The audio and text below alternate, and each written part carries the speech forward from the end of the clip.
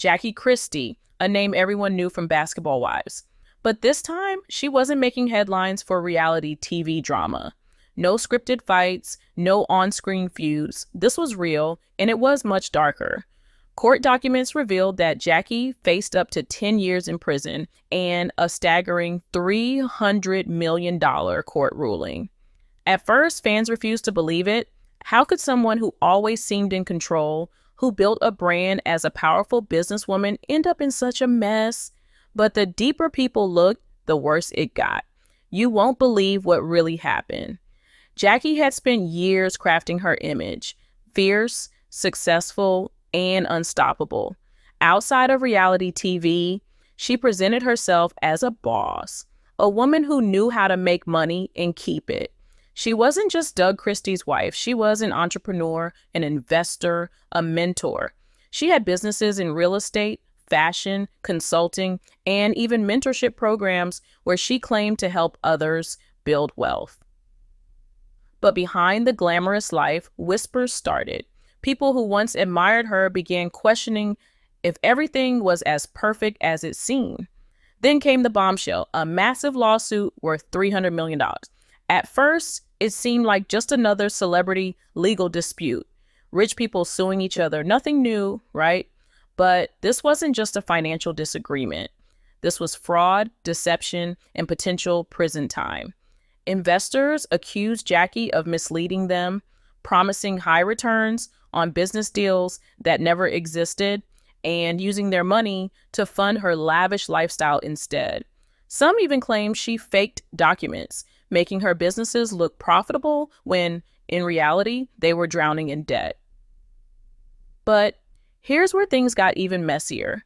Jackie didn't just scam strangers. Some of her alleged victims were former NBA affiliates and entertainment executives, people who had money, power, and resources to fight back. They weren't going to let this slide. They teamed up, gathered evidence, and took Jackie to court. And when the case finally reached trial, the truth started unraveling faster than anyone expected. Inside the courtroom, things got intense. Prosecutors came armed with bank statements, emails, and testimonies that painted Jackie in a very different light. The most shocking part, one investor claimed that Jackie personally reassured them that their money was safe, even when she knew her business was failing. That changed everything. What once seemed like a bad business decision now looked like intentional fraud. The court didn't hold back. Jackie was hit with the $300 million judgment, and legal experts warned this was just the beginning. Now, you might be thinking, okay, she lost a lawsuit, but that doesn't mean she's going to jail, right?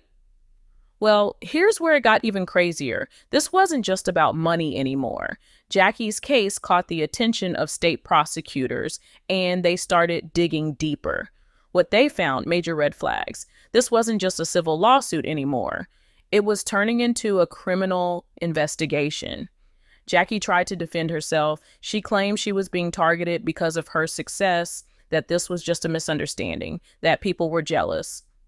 But the evidence kept piling up. Some sources even hinted that Jackie had continued taking investor money, even after she knew her businesses were collapsing. If that was true, it wasn't just fraud. It was something much worse. The courtroom was silent as the judge read out the ruling. Jackie sat motionless, her face a mix of shock and disbelief. The $300 million judgment was bad enough, but now whispers of criminal charges were growing louder. Prosecutors weren't satisfied with just taking her money. They wanted prison time. Jackie had spent years playing the role of a powerful businesswoman, but now the same confidence that made her famous was working against her. People saw her as a master manipulator, someone who knew exactly what she was doing. Investigators started retracing her steps, digging through years of financial records, emails, and business deals. What they uncovered only made things worse. There were dozens of investors. Some lost hundreds of thousands. Others lost millions. Some of them were former friends and business partners who had trusted Jackie completely. One woman who had once called Jackie a mentor broke down in court, claiming she had lost everything because of her. Then came the biggest revelation. Investigators discovered that Jackie had allegedly used investor money for personal expenses, luxury vacations, designer shopping sprees, expensive gifts, and even home renovations. A forensic accountant testified that millions had been transferred from business accounts to Jackie's personal bank account, money that was supposed to be invested. The courtroom gasped when the prosecution presented receipts, wire transfers, and even text messages that suggested Jackie knew exactly what she was doing. Jackie's defense team tried to argue that it was all a misunderstanding, that she had made bad business decisions, but she never intended to commit fraud. They claimed she had been misled by her own financial advisors and that she too had suffered massive losses, but the jury wasn't buying it. The prosecution pointed out that even as her businesses were failing, Jackie continued to live a lavish lifestyle, taking money from new investors just to cover up the losses of old ones. At this point, the case took a dramatic turn. Prosecutors introduced wire fraud and conspiracy charges, which meant Jackie was now facing up to 10 years in prison. If convicted, this wouldn't just be a financial scandal, it would be one of the biggest fraud cases in celebrity history.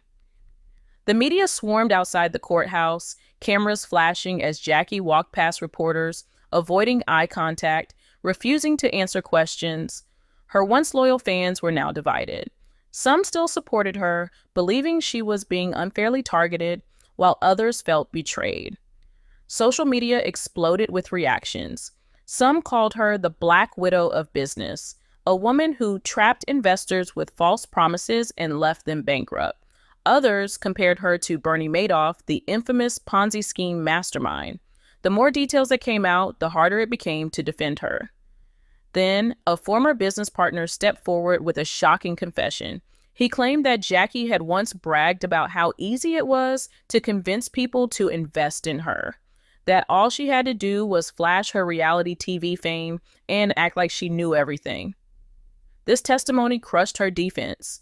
It was no longer just about numbers, it was about intention.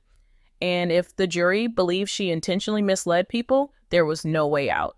Jackie's legal team scrambled for a last-minute strategy, but it was clear they were losing the battle. And as the final days of the trial approached, Jackie's fate was hanging by a thread. Would she walk away with just a financial penalty, or would she lose everything, including her freedom? As the trial entered its final days, the tension in the courtroom was unbearable. Jackie sat at the defense table, her once flawless confidence now cracking under pressure. Her lawyers looked exhausted, scrambling to find a way to turn things around, but the evidence against her was overwhelming. The prosecution had built a powerful case, showing not only financial fraud, but a pattern of manipulation and deception that had spanned years. Then came the biggest blow yet. The prosecution called an unexpected witness, Jackie's former assistant, Lila. No one had seen this coming, not even Jackie's lawyers. Lila had worked closely with Jackie for years, handling her emails, scheduling her meetings, and managing her personal finances. If anyone knew Jackie's secrets, it was her. And now, Lila was about to expose everything. Lila took the stand, looking nervous but determined. Her voice shook slightly as she began to speak. She described how Jackie constantly moved money between accounts, making sure investors never realized where their funds were actually going. She talked about late-night meetings where Jackie and her financial advisors discussed how to keep the scheme running. But the most shocking revelation came when Lila revealed that Jackie knew the business was failing long before the scandal broke, yet she kept convincing new investors to put in their money. "She told me once," Lila said, her voice steady now, "as long as they believe in me, I'll always find a way to make it work." The courtroom erupted. Jackie's lawyer immediately objected, calling the statement hearsay, but the damage was done. The prosecution had painted a clear picture of a woman who knew exactly what she was doing, a woman who played the role of a successful entrepreneur while secretly building a house of cards. Jackie's expression remained unreadable, but inside she was panicking. She had spent years carefully crafting her public image, making people believe she was unstoppable. Now, That image was being ripped apart in front of the world. Social media was on fire with hashtags like Jackie Exposed and #Justice for the Victims trending nonstop. Even celebrities who had once supported her were now turning their backs, distancing themselves as quickly as possible. But just when it seemed like things couldn't get any worse, the prosecution revealed one final piece of evidence: an audio recording. A former investor had secretly recorded a phone call with Jackie where she laughed off concerns about the failing business and dismissed the possibility of getting caught. "They'll never prove anything," she said in the recording. "Even if they do, I'll be fine. I always land on my feet." Gasps filled the courtroom. Jackie's own words had sealed her fate. Her lawyers tried to shift the blame, arguing that Jackie's financial team had mismanaged the funds and that she was just as much a victim as everyone else. But no one was buying it. The jury members sat stone-faced, unmoved by the defense's pleas. Jackie herself looked like she was struggling to keep her composure. Outside the courthouse, news channels broadcasted every second of the trial, while crowds gathered, chanting for justice. Reporters speculated on how long Jackie might serve in prison if found guilty. Experts analyzed every detail, some even comparing her case to the biggest financial frauds in history. Then, after weeks of testimonies and arguments, the trial came to a dramatic close. The jury was sent to deliberate. Jackie's future was no longer in her hands. It all depended on 12 strangers, 12 people who had listened to every detail of her downfall. The courtroom fell silent as the jury re-entered. Jackie's hands, which had been clenched tightly together, felt ice cold. Her heart pounded in her chest, but she forced herself to keep a composed expression. The judge asked if the jury had reached a verdict. The foreperson, an older man with sharp eyes, stood and nodded. "We have, Your Honor." The judge motioned for him to proceed. The entire room seemed to hold its breath as he unfolded the paper and began reading. "In the case of fraud, we find the defendant guilty." Gasps echoed through the courtroom. Jackie's face didn't change, but her fingers dug into the table. The foreperson continued, reading each charge: wire fraud, conspiracy, money laundering. One by one, the verdict was the same: guilty, guilty, guilty. The moment the final charge was read, a wave of emotion swept through the room. Some of Jackie's former investors burst into tears, finally feeling justice was served. Others nodded in grim satisfaction.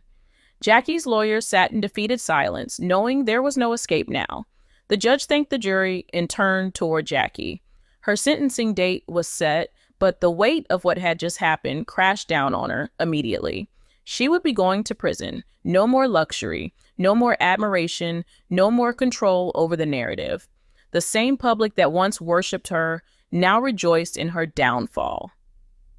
As the guards approached to take her away, Jackie finally let the mask slip. Her eyes darted around the room, looking for anyone who still believed in her. But there was no one. Even her closest allies had turned away. She had spent years convincing people she was different from other fraudsters, that she was a visionary, a genius, a fighter. But in the end, she was just another con artist who thought she was untouchable. The cameras outside flashed wildly as Jackie was led from the courthouse.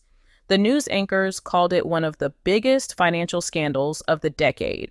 Her empire was gone, her reputation was in ruins, and now, for the first time in her life, Jackie had to face something she had always avoided: consequences. As the doors to the courtroom shut behind her, the world moved on without her.